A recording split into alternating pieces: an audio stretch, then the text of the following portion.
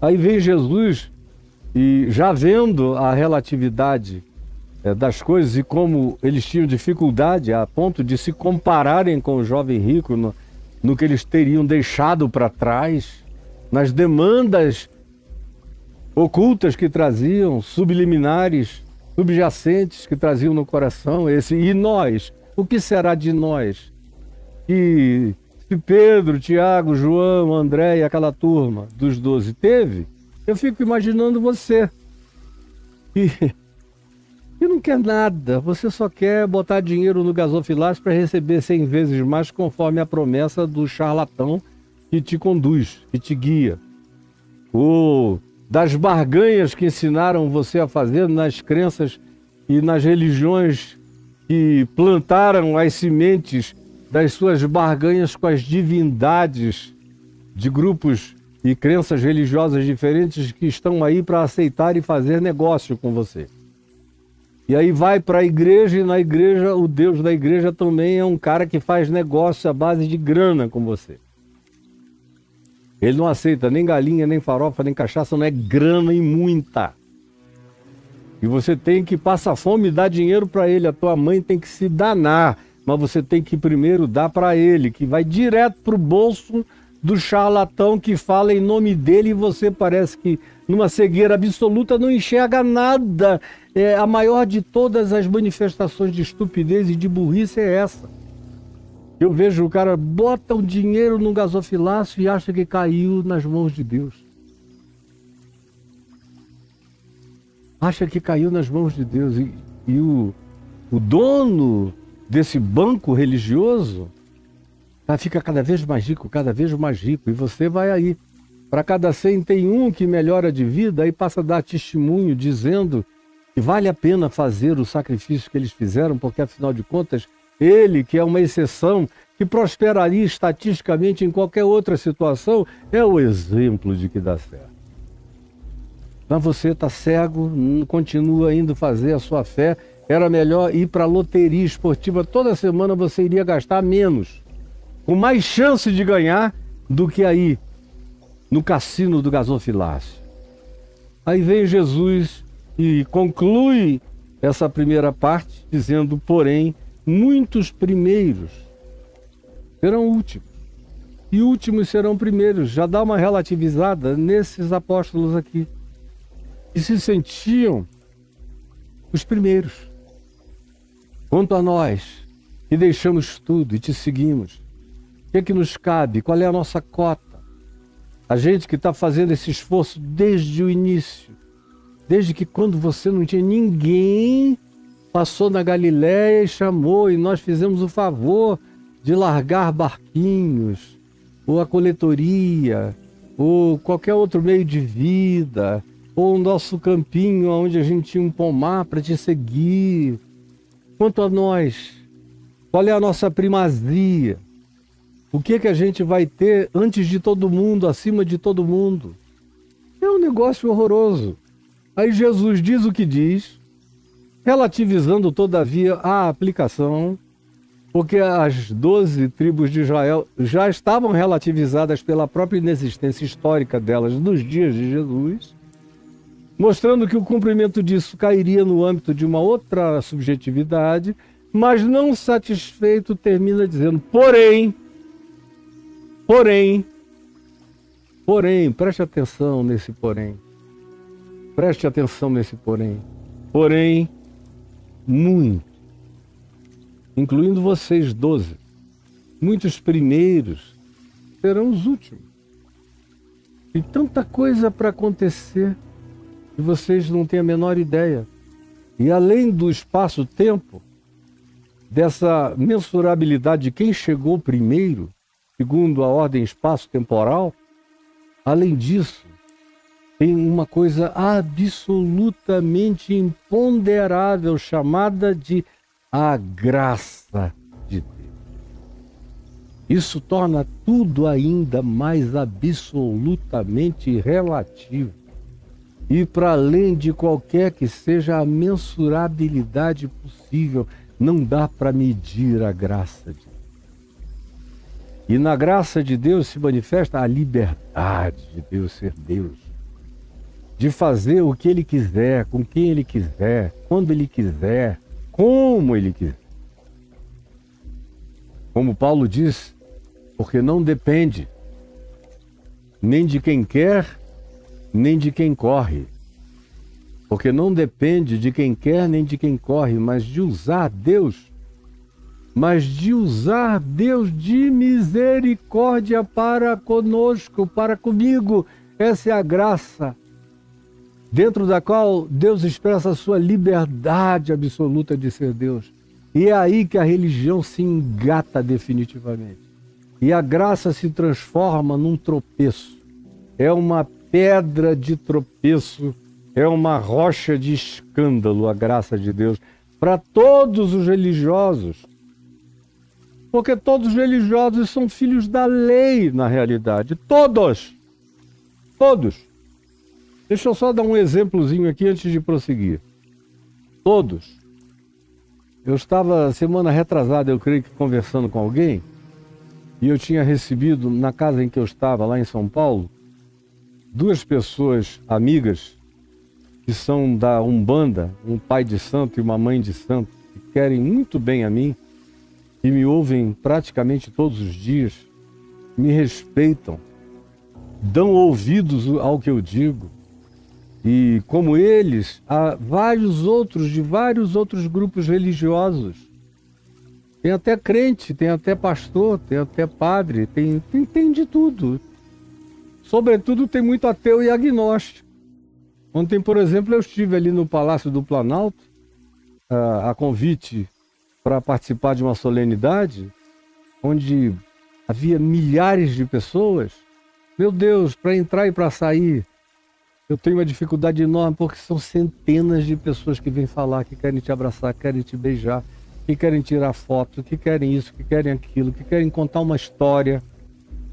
E aí quase todo mundo vem dizendo, olha, eu sou do grupo tal, e eles não vêm dizendo que são evangélicos. Eu só encontrei um ontem, que me falou, eu sou da IBAB, e falou assim, quase como se fosse um negócio estranho.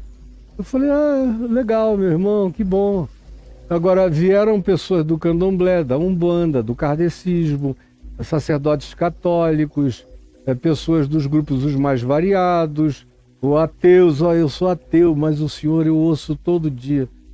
E eu não sei, eu tenho a impressão que eu já creio no que o senhor prega, eu só não tive foi coragem de me declarar diferente. Aí eu disse, eu entendo, você tem medo das implicações, não é? De que queiram logo te agarrar, te religiosizar, te batizar, te dar uma conta para pagar. Eu entendo, fica tranquilo, porque o Espírito Santo que te trouxe até aqui vai concluir a boa obra conforme Ele queira, na hora que Ele queira. Mas, pois bem, por que eu estou dizendo isso? Por causa dessa relatividade da graça de Deus agindo no coração de pessoas as mais variadas. E aí eu disse que há 2 semanas atrás eu estava conversando com esse casal de amigos, e quando terminou, alguém, depois, sabendo da história, e me perguntou, escuta, e como é que ficam esses sacrifícios que eles fazem lá no culto deles, tanto na Umbanda quanto no Candomblé? E eu falei, olha, leia o livro de Levíticos, e você vai ver que, com outras palavras, é praticamente a mesma coisa. Uma diferença, tem menos sangue, tem menos sacrifício, tem menos libação do que no Levítico. No Levítico era uma orgia de sacrifício. Sacrifícios de bodes, de touros. Hoje em dia, quando um crente ouve dizer que alguém sacrificou um touro lá, de acordo com a crença dele, entra em crise.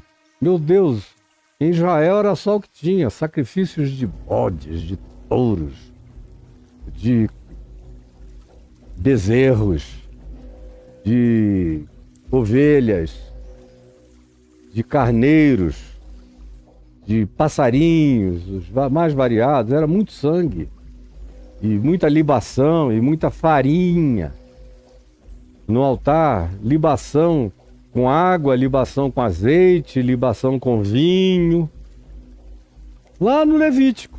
E você nunca teve uma crise sacrificial, quando escolhe dali do Levítico os mandamentos que você mais gosta para obedecer e ignora o resto, que é basicamente o que se repete em todas as outras religiões do planeta. O que está no livro do Levítico você encontra em religiões africanas, em religiões indígenas, em religiões indianas, em religiões variadas, como as orientais, dos diversos grupos orientais que trazem oferendas.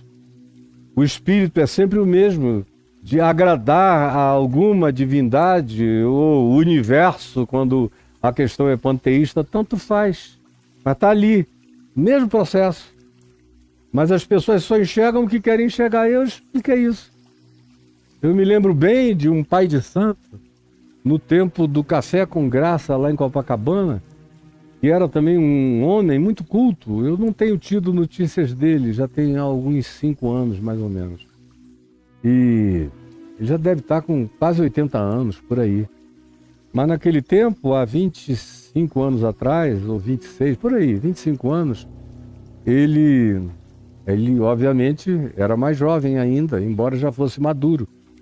E ele começou a ir lá, aparecia no Café com Graça, ele me conhecia da TV, dos jornais, e leu tudo sobre o dossiê Caimã, aí ficou curioso para querer saber como é que eu tinha sobrevivido àquela pancadaria que parecia não ter mais fim.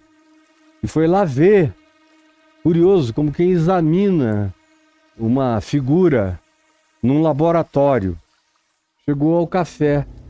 E eu estava pregando, ele ouviu, até um dia que ele se aproximou, me convidou para tomar um café com ele, aí se apresentou como pai de santo do Candomblé, eu fui tomar um café com ele, vi que ele era um cara muito culto, uma cultura histórica imensa, uma cultura antropológica extraordinária e uma variedade de conhecimentos religiosos enormes, versado no I Ching e numa quantidade grande de outras filosofias religiosas, polimorfo no seu conhecimento. E aí ele veio justamente com essa questão de o que era para ele fazer caso ele quisesse se tornar um discípulo de Jesus, o que ele deveria fazer com tudo que ele tinha aprendido antes. Aí eu falei, olha, vamos fazer 2 coisas. Você é um homem inteligente, eu não preciso explicar muito para você. Vamos fazer 2 coisas apenas.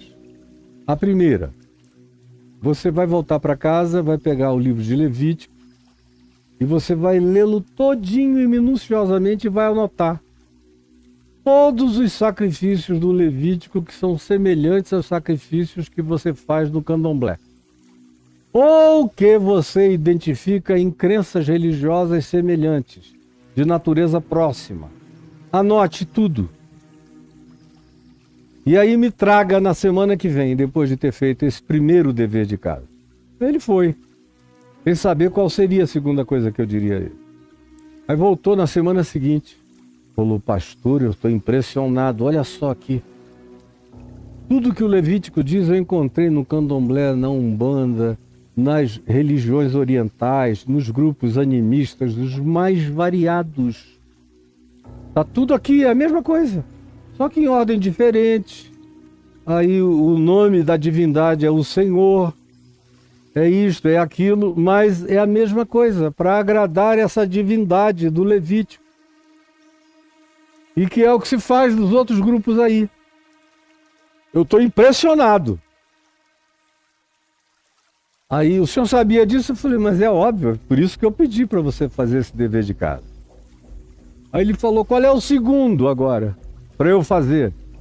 Eu falei, o segundo você vai para casa e você vai abrir a epístola aos Hebreus no Novo Testamento e vai ler também minuciosamente, anotando todas as afirmações em Hebreus que dizem que a lei passou, que os escritos dados, por exemplo, no Levítico, ficaram obsoletos, caíram em esclerosamento, em caducidade, Vai e veja como aquela sacerdotalidade das práticas daqueles rituais e daqueles sacrifícios.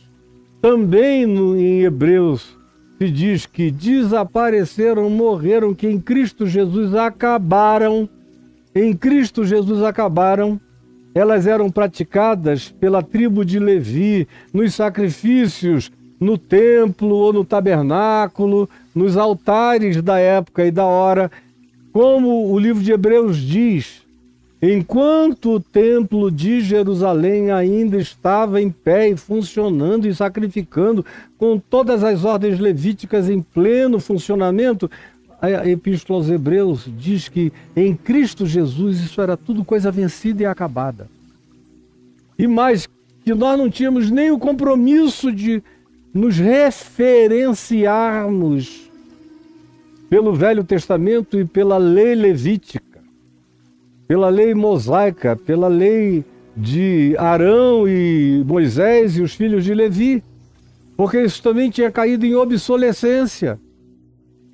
Que aquilo tudo tinha sido dado através de anjos, de seres de outras dimensões, que de acordo com a necessidade da hora e do tempo, trouxeram aquelas coisas para educarem uma tribo completamente alucinada e desvairada, que era o povo de Israel, tentando fazer deles um grupo um pouco mais ordenado e mais humano e mais organizado e mais cognitivamente prontos e mais capazes de um convívio social respeitoso e mais potencialmente capacitados a acolherem o diferente, o órfão, a viúva, o estrangeiro, porque eles mesmos tinham sido exilados estrangeiros no Egito e que tinham que, portanto, aprender a lidar com os diferentes de outras raças, de outras etnias, de outras culturas, ao invés de fazerem como Netanyahu e os sionistas fanáticos religiosos dos colonizadores de Israel estão fazendo hoje na Palestina e na Cisjordânia. Aí eu falei, vá para casa e leia Hebreus assim, vendo o que o livro, a Epístola aos Hebreus diz que acabou. Que Jesus, que é segundo a ordem de Melquisedeque, uma ordem indesignável do Deus Altíssimo, que não tem nome de Deus nenhum, não é chamado de Yahvé, nem de El, nem de Elion, nem de nada disso. Por Jesus ele é chamado de Abba, de Pai, Paizinho. É chamado de Senhor absoluto. Ou Jesus usa a expressão dizendo que ele é o Deus de Isaac e de Jacó, ele não é Deus de vivos e sim de mortos, ele é o Deus que é. Já que ele não era o Deus de Abraão, de Isaac e de Jacó, ele é. Portanto, para eles, todos vivem, porque ele é o Deus que é. É isso que você depreende do olhar de Jesus acerca de Deus, do Pai. Falei para ele, vai e anote. Semana que vem a gente toma outro café. Aí ele voltou na semana que vem chocado, semana seguinte chocado. Pelo amor de Deus, como é que ninguém enxerga isso? E aqueles sacrifícios todos acabaram. Que em Jesus está tudo cumprido, e lá em Hebreus repete, ele foi me mostrando como repete. Em Jesus até o que os anjos trouxeram está relativizado. Ele é maior do que anjos, começa assim. Depois diz que ele é maior do que Moisés, é maior do que Arão, é maior do que Levi, é maior do que Abraão, é maior do que todas as ordens sacerdotais. É maior do que o tabernáculo, é maior do que a arca da aliança, é maior do que tudo. E tudo mais é pequeno, é relativo, é passageiro, é sombra, é arquétipo. Não passa de arquetipia de coisas que deveriam acontecer no futuro e que em Jesus já estavam todas realizadas e cumpridas. Eu falei, você entendeu. Aí ele falou, o senhor podia me batizar no sábado que vem? Porque a gente não tinha reunião aos domingos. A gente tinha as segundas, quartas e sábados. Aí eu falei, posso te batizar sábado que vem, sim. E o batizei no sábado seguinte. Esse foi o trabalho que eu tive, foi deixar ele pensar, já que ele era um homem que pensava. Agora, isso mesmo que eu estou dizendo aqui não dá para eu propor para um cristão evangélico, porque ele não vai concluir nada, porque ele foi obrigado a parar de pensar, porque pensar afasta de Deus, raciocinar afasta da espiritualidade, torna você uma pessoa carnal, você só tem que obedecer às ordens e virar um soldadinho de chumbo, idiótico, tadinho de você. Então eu expliquei isso mesmo sobre aqueles amigos lá. Eu falei, bom, eles estão vivendo a vida deles com toda honestidade, com toda respeitabilidade e são amorosíssimos, mais do que a maioria dos crentes e pastores que eu conheço. Vão para as ruas durante as noites e as madrugadas dar comida para os pobres, mendigos, necessitados, abandonados e aflitos. Esse é o maior ato religioso que eles fazem, é onde eles gastam mais tempo da vida, é assim, e não nos rituais culticos. Então, eles vão chegar à conclusão que o Espírito Santo os levarem a chegar. Já que estão me ouvindo e eu só tenho uma coisa a dizer e tem a ver com Cristo Jesus e com o Evangelho, e eles gostam de me ouvir, deixa que o Espírito de Deus vai fazer os entalhes que queira fazer, quando queira fazer, como está fazendo com tantos outros. Um guru amigo meu, que jogando o tarô, pelo tarô, o tarô mandou ele ler os evangelhos. E na pesquisa na internet para começar a ler os evangelhos, ele me achou com o evangelho de carreirinha, começou a me ouvir e teve uma experiência profunda com Jesus, a partir de um jogo de tarô que ele fazia para os outros, inclusive no YouTube, para milhares de seguidores. E hoje em dia está conversando comigo o tempo todo, crescendo na fé, numa celeridade, numa rapidez extraordinária que crente nunca alcança, meu Deus. Enquanto eu repito para ele, eu não preciso repetir. Ele entende logo.